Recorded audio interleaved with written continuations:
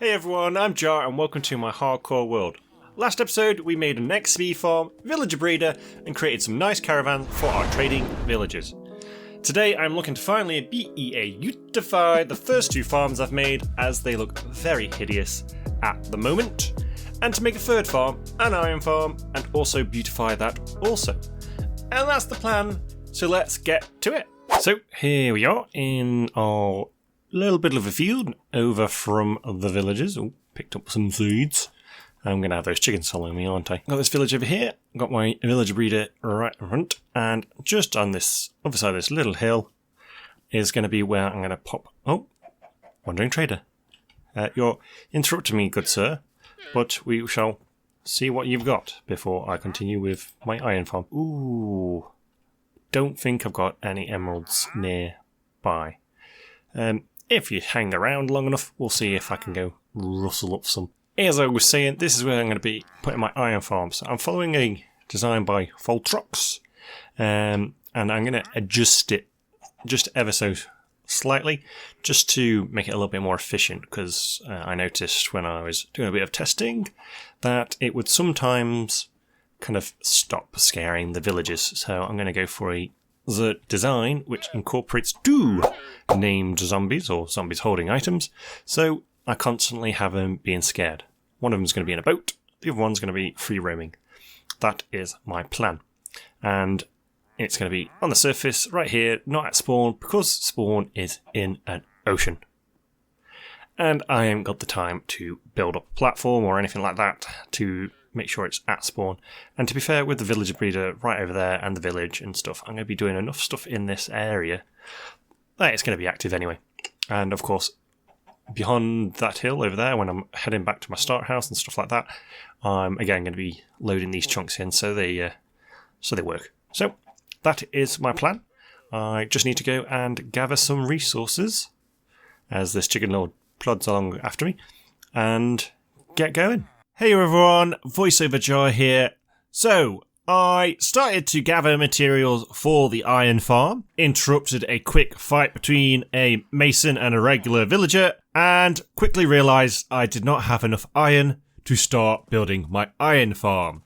Of course, needed for the hoppers. So, I had to go and do a quick dash into my mines, gather up enough iron that I could smelt together, and have enough to build my iron farm. Yes, the irony is not lost upon me. But after gathering enough iron, I quickly gathered up the remaining materials, which isn't really that much for an iron farm. They're pretty simple to build once you know how, and got cracking. So enjoy this quick time lapse.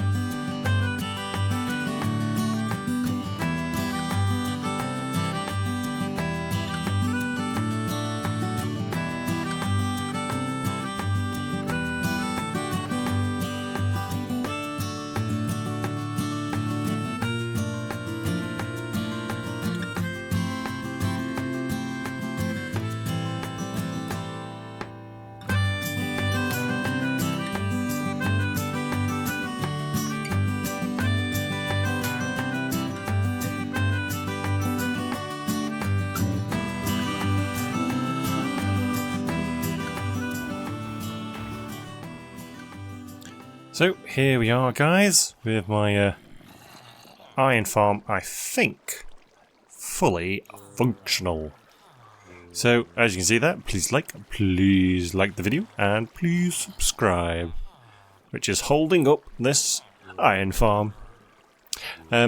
So, quickly catch up on what I did. So, as you can see, I've made this all into a non-spawnable area, dug out a nice pit in which they can spawn on these waterlogged blocks. The villagers are right underneath, and I've got 2 zombies, one in full gold armour that can run around, one in a boat, and that just means even at night they should get sort of triggered into spawning golems.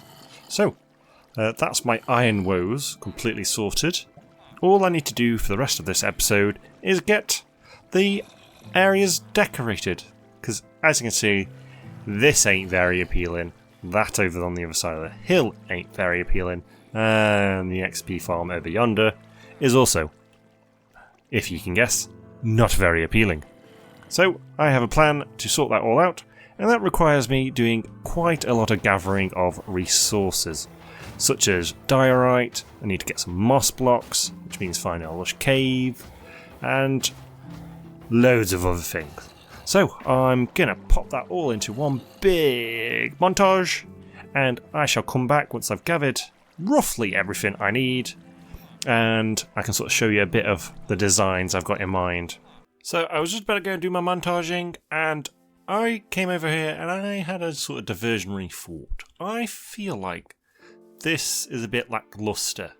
So before I do anything else for the episode, I'm going to add in a little bit of detailing over here as well, and that's going to incorporate 2 big fields, one either side, maybe both wheat, I haven't decided yet, but I'm going to do that before I do my montage.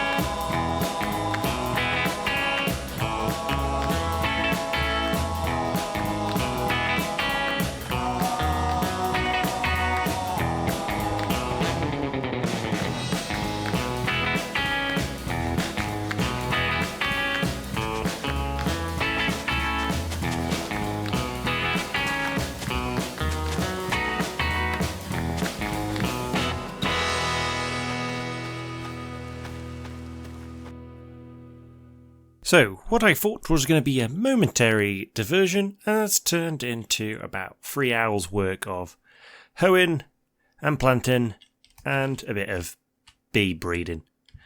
So, but as you can see, ignoring this dirt highway that I've made to get my villages in, I've got 2 lovely big planted fields. And ignoring the fact that there's a few missing bits of carrot over here, which will quickly get filled in once these have kind of grown up a bit. So that leaves us at actually going on to the montage bit that I mentioned a bit earlier. So what I need to go and do now is, 1, go find some lush caves possibly to get myself some moss, because I'm going to need some mossy styled blocks for my iron farm build. And I'm going to probably want some mossy bricks and stuff like that for the villager breeder and the XP farm build that I've got planned for the rest of the episode. So, without further ado, on to a montage.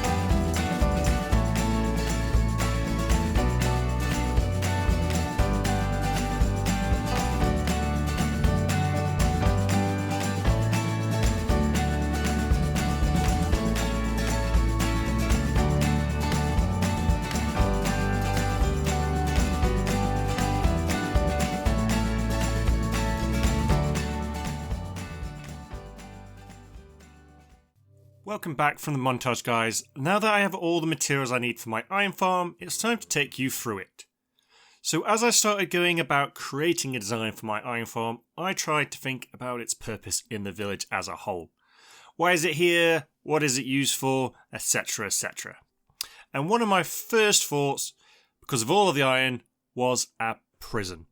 Which fits nicely as the iron golems are kind of the wardens of the villagers, so they could be the jailers, kind of ignoring the fact that we're consistently and brutally burning them.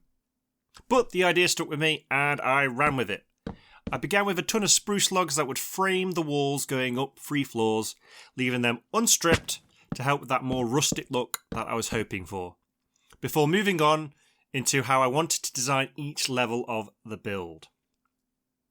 The first floor was to be very much the foundation of the build, as our prison had to be solid as to appear that nothing could get in or out from it, so I used a lot of stone as stone bricks and variations to create a formidable first floor. After which, the second and final floors took inspiration a little from Tudor style buildings and used white blocks for a stark contrast and help catch the eye using diorite and calcite for some variation. The diorite was made into the walls to help create more depth in the design, as the blocks made it look too much like a huge stone cube.